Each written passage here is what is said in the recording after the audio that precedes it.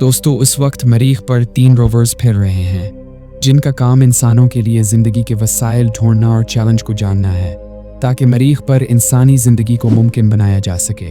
मरीख इस वक्त एक बंजर वीरान, दहशत से भरा हुआ इंतहाई सर्द सैयारा है। इस वक्त इंसान मरीख पर कदम रखे तो उसका क्या हशर होगा। मरीख की एनवायरनमेंट में इंतहाई टॉक्सिक गैसेस मिली हुई हैं। उसकी धूल में आपको सिर्फ बारूद और जंग की बदबू आएगी।